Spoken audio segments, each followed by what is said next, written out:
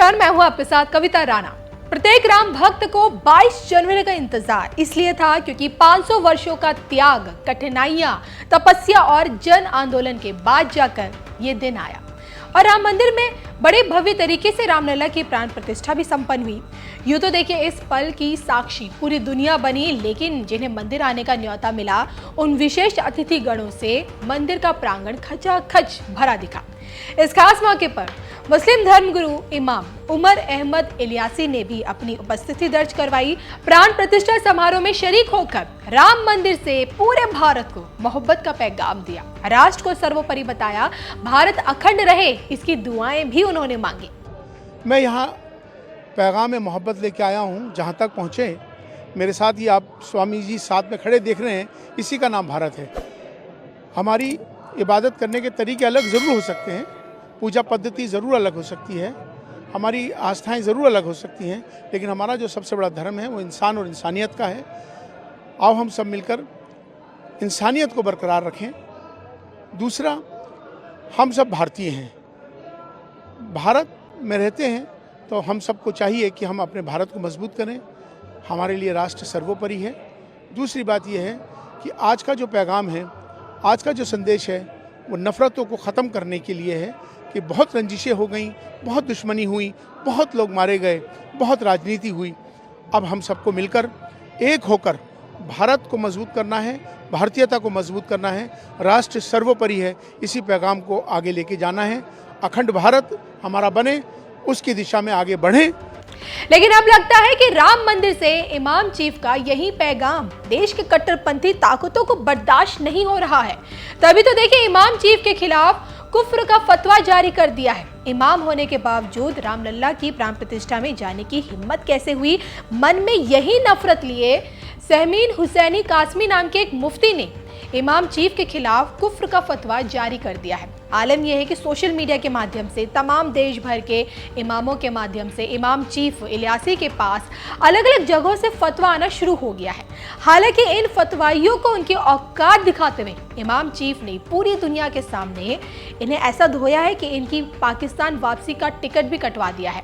एक सच्चा मुसलमान और एक कट्टरपंथी के बीच का कितना बड़ा फर्क होता है, इमाम चीफ डॉक्टर इलियासी के इन बातों से आप पूरी तरह से समझ जाएंगे। सुनिए उनका ये पूरा बयान। देखिए, मैं राम जन्मभूमि ट्रस्ट के द्वारा मुझे निमंत्रण मिला, ऐसे चीफ इमाम होने के नाते मुझे जाना। वहाँ जाके तमाम अयोध्या वासियों ने मेरा स्वागत किया, साधु संतों ने मोहब्बत का इजहार किया, इस्तकबाल किया। वहाँ से मैंने अपना एक पैगाम, जो कि पैगाम मोहब्बत, मैंने वहाँ से दिया। ये फतवा जारी कल किया है। वैसे तो मुझे 22 जनवरी की शाम से ही तमाम मेरे नंबर्स पर अलग अलग जगहों से मुझे धमकियाँ आने लगी, मेरे खिलाफ नफरत अंगेज माहौल बनाने लगे। एक बिंदु उनका ये है कि आप प्राण प्रतिष्ठा में क्यों गए?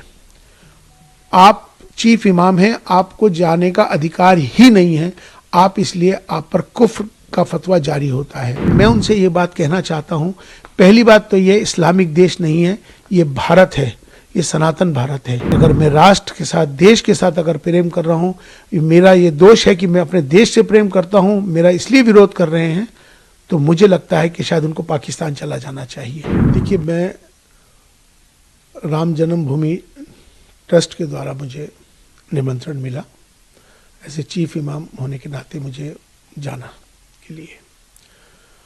मैं 2 दिन तक इस पर बहुत विचार करता रहा कि मुझे क्या करना चाहिए, क्योंकि मेरे लिए मेरी ज़िंदगी का ये सबसे बड़ा फैसला था।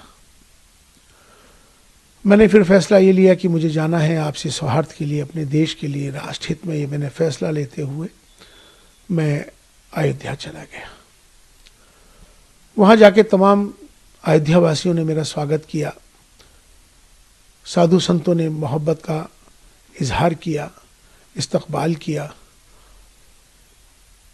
वहाँ से मैंने अपना एक पैगाम, जो कि पैगाम मोहब्बत, मैंने वहाँ से दिया।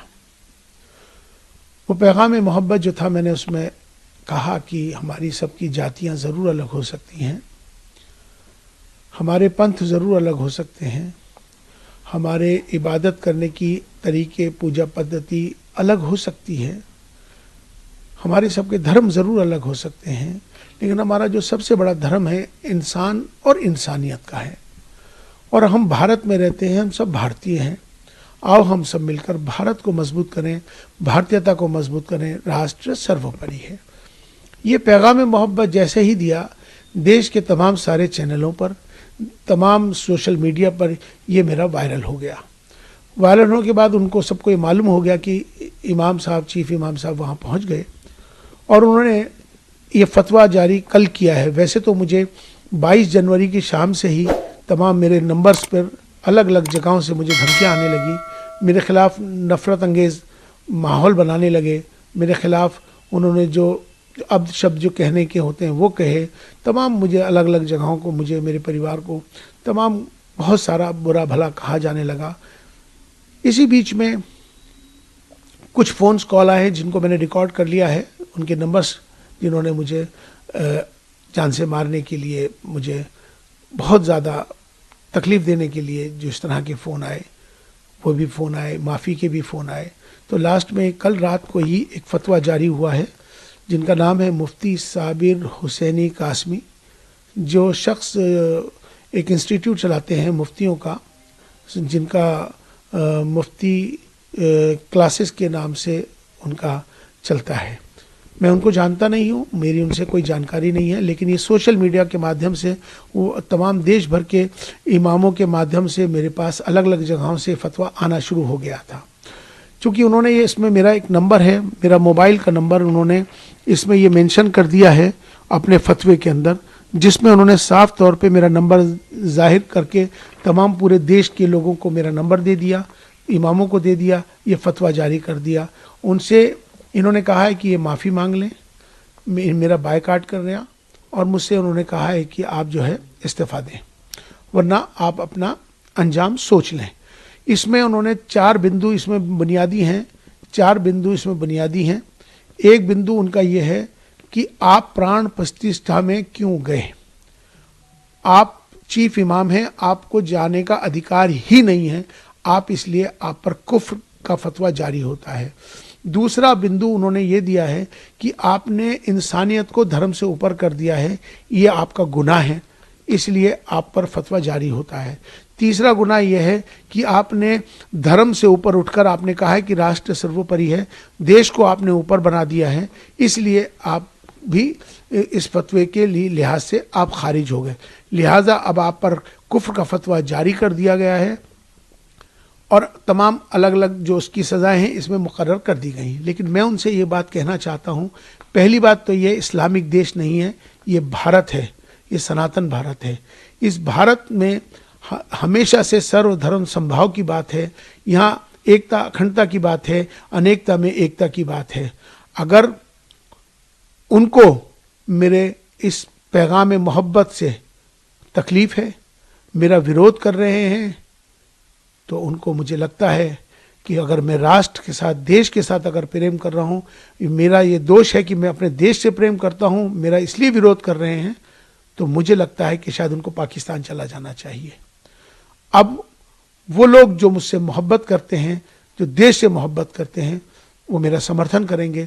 जो मेरे से नफ़रत कर रहे हैं मेरे जाने पर, मुझे लगता है कि शायद उनको भी पाकिस्तान जाना चाहिए। यहाँ पर मोहब्बत का पैगाम हमने दिया है, हमने कोई गुनाह नहीं किया है। राष्ट्र मंदिर था, हम वहाँ राष्ट्र मंदिर पे गए थे और हमने अपना जो पैगाम दिया, हम उस पैगाम पर अटल हैं।